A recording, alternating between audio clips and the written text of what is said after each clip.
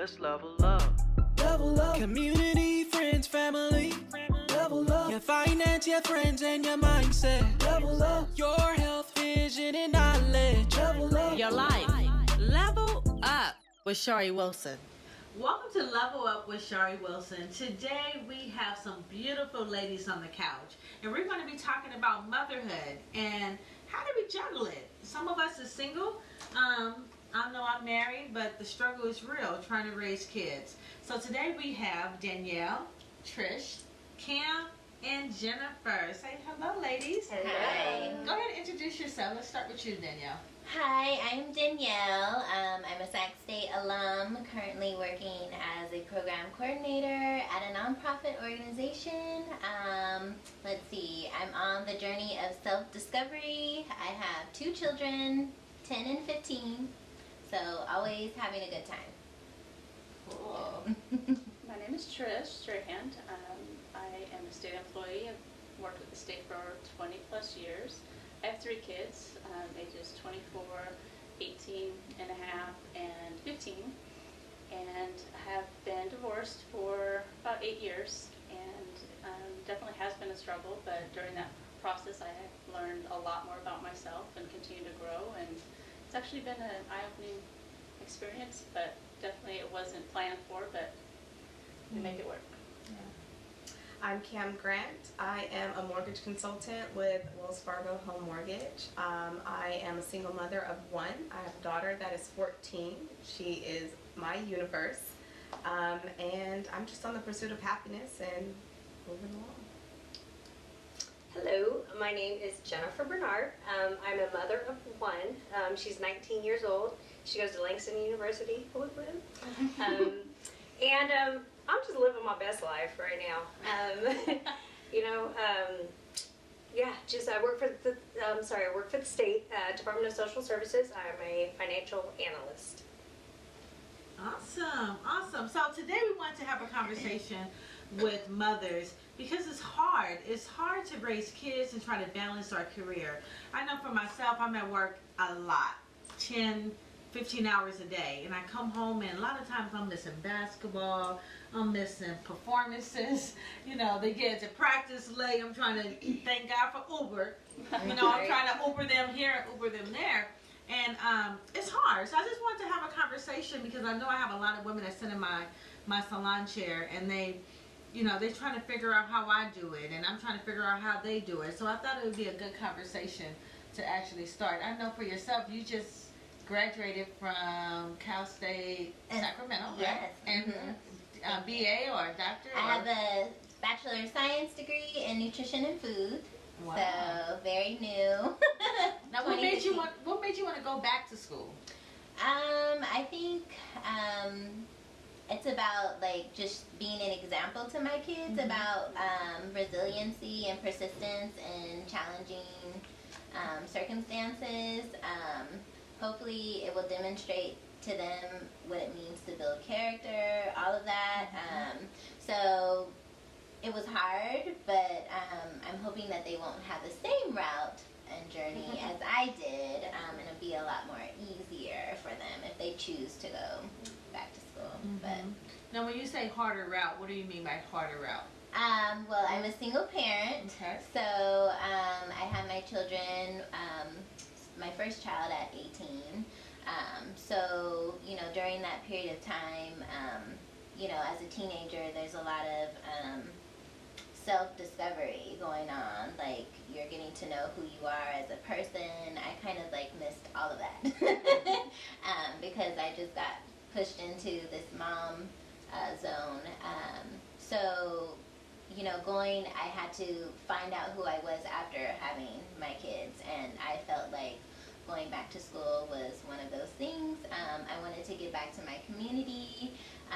Nutrition and food is a stepping stone to what I want to do. I'm hoping to pursue more of a public health degree when I get some time to go back to school. But that's just been my journey. Wow, you recently just finished, right, school? Yes, in 2016. So how old is your kid? 10 and 15, thank you. 10 and 15. So how did you find the time? How did you find the time to go back to get your degree? what did you have to sacrifice? What did you have to put on hold? Or what did you, what did your kids have to miss out on? Or what did you have to miss out on? Yeah, I definitely missed out on a lot. My kids definitely weren't able to do as many activities as they are doing now because number one, money was an issue for me, but also just not having the best co-parenting situation as I would have liked. Everything kind of fell on my shoulders, and my mom is working still, so she was limited as well. So, I was not, so I just couldn't, I just am only one person. Yeah. So I could only do so much. So unfortunately, the kids and what their needs were, my mom had to kind of step in and be that second mom to my kids so that I can concentrate on studying and getting my bachelor's degree. This is over a course of years, so it didn't just take 2 years. It took probably over maybe 7 years for me to get there, but I finally went there. So it took a lot of sacrifice on my part and the children's part because they didn't fully have me there in their presence. So Okay. yeah. Wow. So, yeah. That's deep. Yeah. No, and that's good because that's reality for a lot of us. Yeah, it is. It is. That's reality for a lot of us. And at the times we're doing it, we know that our kids are missing out, but we're doing it for Yes. them to have a better life. Yes. Tell us a little bit about yours. It's a lot similar to hers. I actually just graduated and got my bachelor's January of 2018. Wow, So just congratulations. Yeah. Thank you. That took me about 4 years. It was definitely a struggle, but it was more of a personal goal that I wanted to do. I didn't get the support of continuing education while I was married, so it was more of, you're going to take more time away from the kids and the family. So I kind of just had to put that on the back burner. So being divorced actually forced the situation. We still do 50-50 custody, so we do a week on, week off. So that kind of forced the other party to have to actually step up and take care of those responsibilities on his week. So which allowed a lot more time on my part of, okay, what am I going to do now? Like, my whole life was my kids. I took care of everything, running everything, the household, working, doing overtime, putting him through school. And now I'm down to, I don't have any of the kids, and I have the 3. And silence in the house was just deafening. It was a lot. So When you say put your son through school, or during that time, I was putting a lot of emphasis when I was married is what I was talking about. When I was married, it was just, I had so much on my plate, so but you it was helped put everybody him else. through school. Right. Okay. And so now, when I became a single mom, and now I didn't have the 3 kids, and I had a week to myself, it was just like, what am I going to do now? So I decided, now's the perfect time that I'm going to focus on me, and I want to go back to school. So 4 years ago, decided to enroll into school and did an online school. So with me, I was able to at least, that time that was needed, for the kids, I was there when the kids were with me. But with online, I could do some stuff, while they were gone. So that whole week that I did not have the kids is when I just crammed and did everything. And it was online, so I could just, do it as... Pace yourself. Yeah, exactly. And some of the classes, it was more of a competency base. So if I already knew the stuff, I really didn't have to read. I could just test out some of the classes. So yeah, it worked out really good. I know that during that process, it did get hard in the sense of the time. There was times that I had to still do school while I did have the kids, and I think one of my children my middle child had, sorry. It's okay. He decided to live with his father, and that hurt.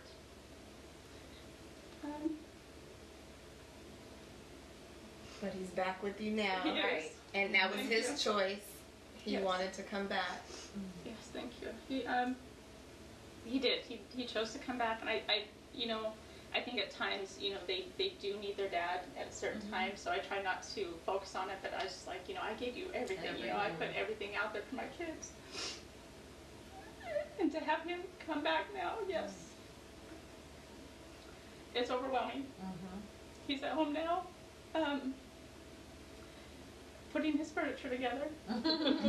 Because when I'd moved from house to house, I was just like, I can't keep a room for you. I have a 4-bedroom house and you're not using it. So I ended up, sold all of his furniture and moved to a smaller house to where, I know he felt that he didn't have a room there for himself. So he chose not to stay there.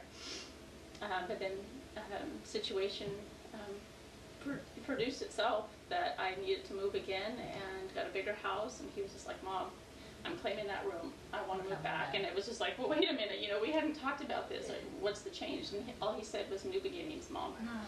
So I was just like, oh God, all my 3 kids are back under my roof. So it was a blessing. Yeah. It was a blessing. Definitely struggles. I have had to sit and talk with the kids while I was in school or working overtime, and I've started businesses during that time, and for them, I need to sit down and talk to them and let them understand this is why I'm doing it. I'm trying to provide everything that you guys that I didn't have, for you guys, and it's just temporary. Just stick with me, and it'll be better after, and now we're all reaping those rewards now. So it's been. And I think a lot of times, I'm divorced and remarried, but when you're going through it and when you're raising a family, sometimes it's just about them, and then you finally, you get a divorce, and it's like, okay, now I can breathe, and now I can focus on me and what I want. What does that look like? And then you start doing things that you want to do. But you still have these kids, and then you got the kids who's going through it too, because now the house is split up, and they don't have their dad there and their mom, and they're like caught in the middle, But then when they make a decision to go live with the other parent, it affects us some type of way, because it's like we gave you everything, but looking at it in their shoes, it's like, but it's not about you, Mom. It's not about you. I just need to be around my dad right now, or for whatever reason. It's hard trying to have this blended family and 2 households. It's extremely hard.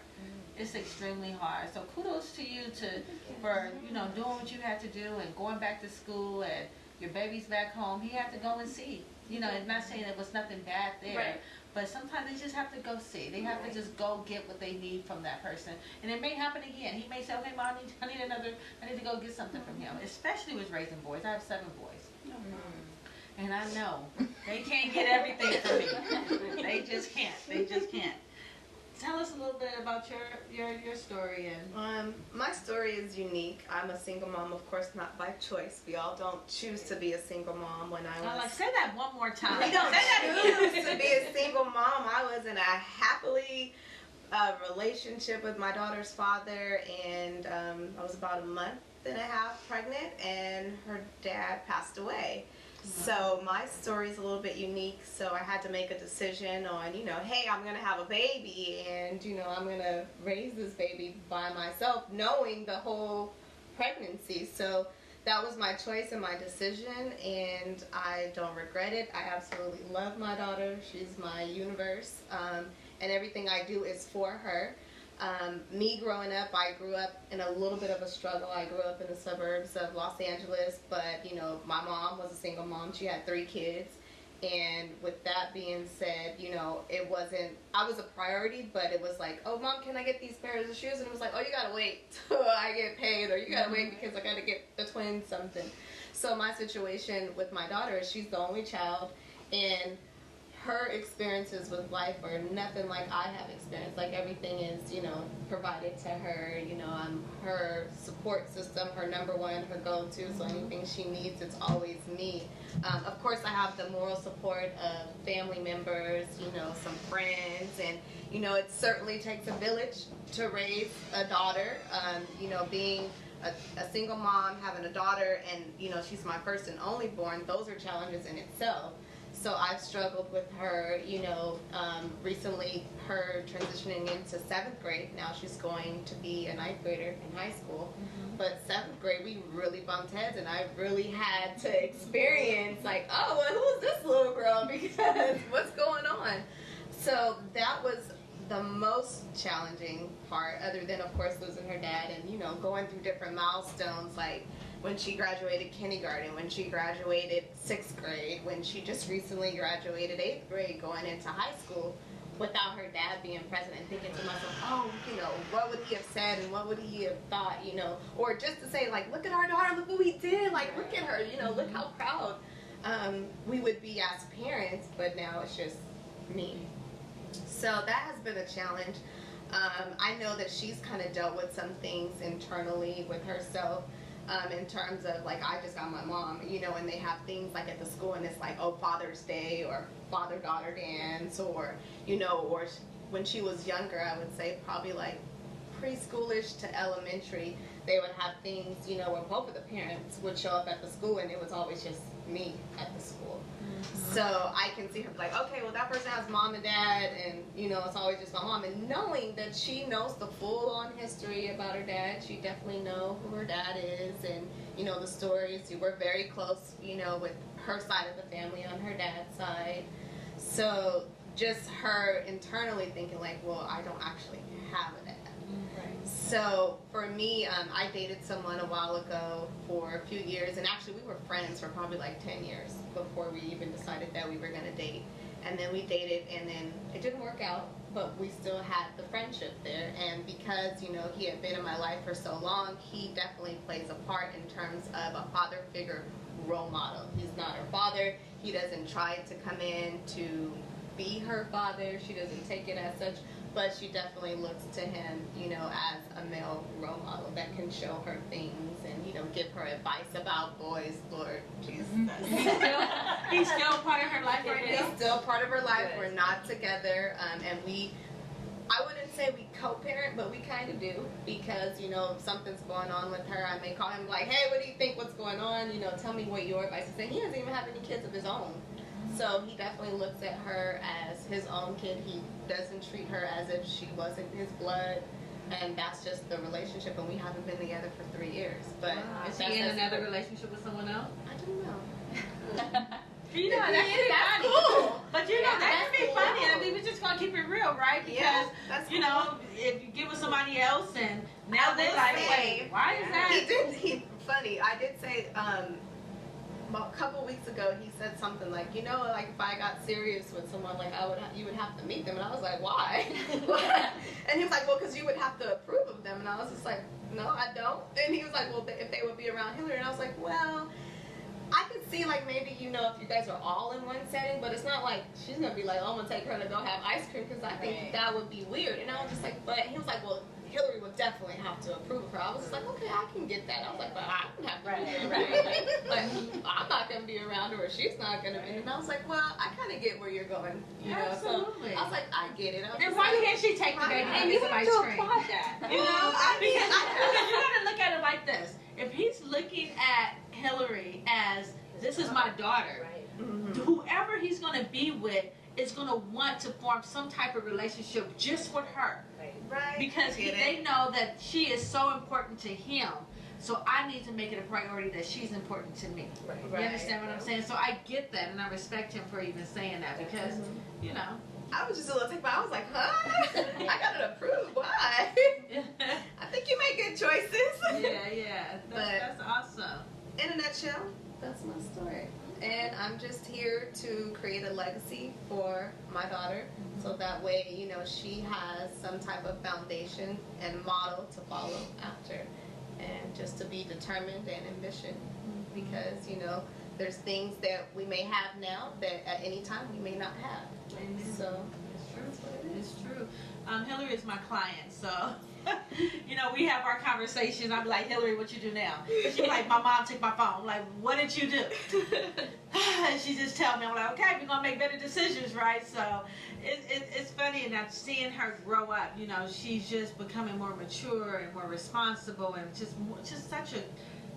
I love her. She's such a little lady. But see, I said it takes a village, because I have not come to your shop and say, bro, what do I do? Give me some recommendations, because I've tried this, that, and the third, and she is just not having it because she's a strong-willed child. Yeah. You know, she's very passionate. You know, she definitely has a voice in my house, so I let her speak her mind. But sometimes I'm just like, God, that's me all over. Yeah. Right. But yeah. Yeah, it's real. Jen? All righty. Let me put out a disclaimer. I am a crier. So if it starts coming, it's just going to come, and I ramble when I get nervous, so I apologize in advance. So I never like to describe myself as a single mom. I don't. I'm not. I have an amazing village. My parents have always helped. My village has always helped. Her father and I, we were married. We got a divorce, gosh, what? It's 2018, so we got a divorce actually in 2004. But Ashley has never been without, ever. She's always had a father. Her father has always been in her life. We've always co-parented. There's been amazing times. There's been horrible times. But I've always tried my hardest never to disparage him. Even though inside I wanted to strangle him, cuss him out. I never ever talked negatively about him in front of her. And when we got divorced, I told him, I said, listen, we have to be good for her. I don't ever want her to think we're bad. We have to make this work by any means necessary because you always have to be in her life. It's mandatory. I grew up in a home with two parents. My mom and dad have been married for 45 years. So I don't know anything different. So I worked hard at making our relationship, our friendship work. And he's remarried. Me and his wife have an awesome relationship. They have 3 kids. We're good. You know, it's like, it's cool. Yes, there could be more assistance at times, but I've been raised. I'm super independent. I'm super strong. And like I said, I'm going to make it happen by any means necessary. My baby gets pretty much everything she wants, everything she needs, but most of what she wants, basically. Yeah, I mean, it's, I think the stigma of being a single mom, people, they look at it bad, or, oh, God, she's a single mom, and, but no, it's not. It just means you're a super strong person. I mean, it takes a lot. It takes a lot to raise a child, to work, to provide, and then on top of it, you have to make yourself happy. It took me a very long time. I'll be 42 in September, and I'm just now learning to make myself happy, to learn what makes me happy. I'm in an awesome relationship with an amazing man. We went to high school together. But if you would have asked me 20-something years ago if me and him would be together, I'd have been like, yeah, right. No, not even, but we're good. Like, it's amazing. Yeah, so like I said, I'm working hard. I'm figuring out things that I like every single day, new things. Sharie calls me a Jamaican because I got 27 plus jobs, My daughter, like I said, she's in college right now, and I pay probably 90% of it by myself. And it's a struggle. I'm not gonna lie, but I'm doing it because I want her to know that she's not in this world by herself, and I got her back, and people are like, you gotta do you, but no, this is my baby. I'm gonna do it by any means necessary. Yes, I need to go have fun. Yes, I need to relax. Yes, I'm tired. My mom gets on me all the time. Baby, you gotta relax. You gotta, take care of yourself. Go do something for yourself. And I'm like, Mom, you guys did it. My mother is she's a for real workaholic. And I get it from her. I learned it from her. My mom worked for, UC Davis, and she just worked all her life. And it's in my blood. My grandmother, she's 92. She had 15 children. She was pretty much a single mom, for the most part. She was married twice, I believe. Had 15 children, 3 of them passed away. My mother's the oldest of 12. So my mom raised 12 kids. But my grandmother had a strength unlike any other. Arlene, whoa, she's the epitome of a strong Black woman. Everybody in Sacramento knew Arlene. I could walk around and be like, your girl's ugly. Yes, it is. But it's in my blood, you know. And I tell my daughter that. Yes, you know, I get it from my mom, my grandma. You know, like I said, my mom's been married for 45 years. My dad has always been in my life. He's always worked hard, and he instilled in me and my sister, we're always going to be here for you. Don't ever, and this is probably not the best thing to say, but you don't need no other man in your life. I'll take care of you if you come to me. That's always what my dad told us, you know, and we always listened to him. And I think that's what made us both so strong, you know. So everything that my parents instilled in me, I try my damnedest to put in my baby. And I see it. She's 19, and it's crazy how you see your kids. I'm listening to you guys, you know, for the most part, you guys all have young ones. And I see her and how she's grown, and she's finished her first year in college. She came back home, you know, over the summer. And she's not baby Ashley. She's not the little girl. She's a young adult. She is a young adult, you know, and she's, the things she says, and I'm like, damn, you're me, like, and I'm loving it, you know, and I'm so excited for her journey, and I'm so excited for the things that she has, you know, in store for her. So yeah, yes, I guess I'm a single mom per se, but no, I'm not. I got a village. I've been blessed. My community is awesome. And I think I give them credit because I know without them, she wouldn't be where she is. Well, thank you. That's, you know, I'm getting emotional just listening to you guys' stories because you guys all have a powerful story. Powerful. And it do take a village. And I remember my mom always told me, she said, when I had my first son and I decided to move out to Sacramento, she said, you move out here, but you make sure you, by all means, you get up there, you get you a job, you get your career, you have your own money. Whatever you buy, make sure you do it with him. But make sure if something happened where he ended up walking out that door for any reason, you're able to stand and still take care of those kids. Because at the end of the day, those kids is yours forever. Yes. You know, you don't have the option to leave. Right. You know, so I think that's one of the things that we all have. We don't have that option. We don't have that option just to not pay 90% of tuition. Right. We don't have that option not to buy the kids' school clothes this month.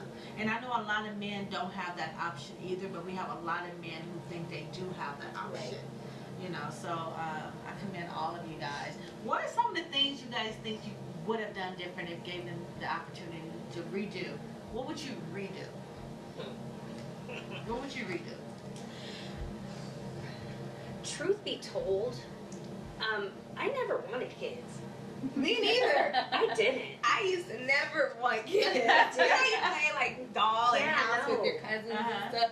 And they'd be walking around with pillows and stuff. Then I'd be like, girl, I'm not, that's not me. I did not want kids either. I didn't. I was, again, growing up, I would always tell my mom, I don't need no man.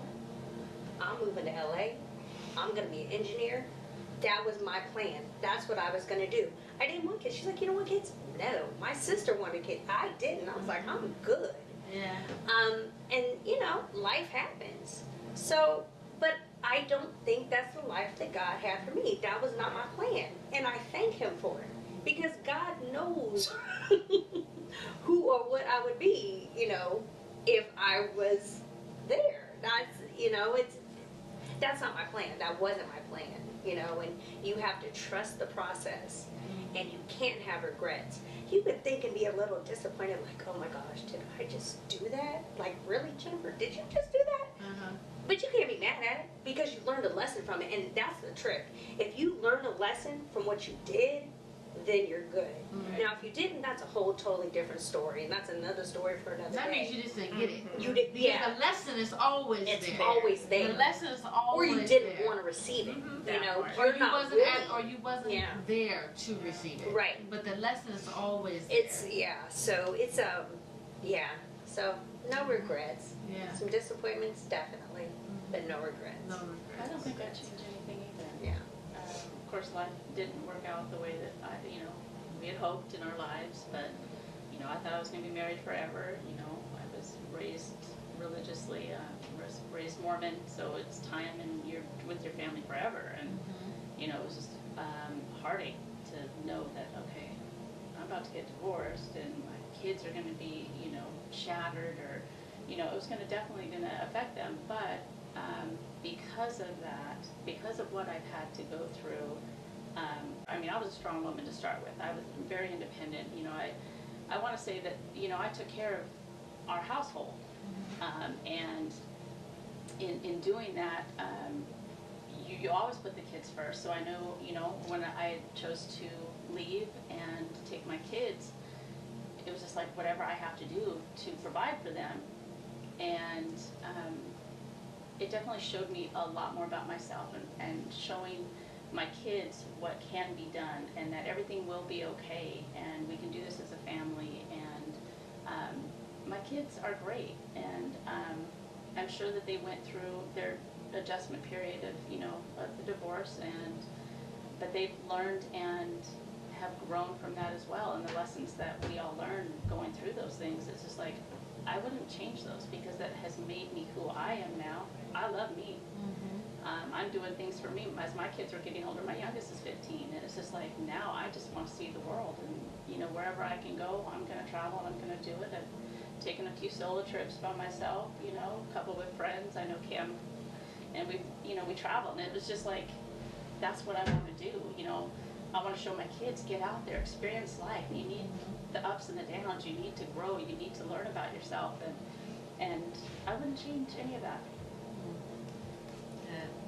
Well, I think accepting help, learning how to accept help. I think in the Black community, especially if you're a single parent, sometimes it's very stigmatized, and not a lot of communities speak up and say that I need help. So instead of asking for help, we endure. We don't even need to endure.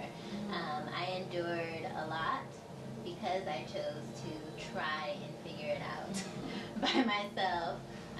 And I feel like I would be a little bit more progressive in my life had I had reached out, or even networked, or asked for assistance from community organizations that could help me, propel me in the right direction that I wanted to go in, instead of having this long backlog of trying to get where I wanted to go. So I think.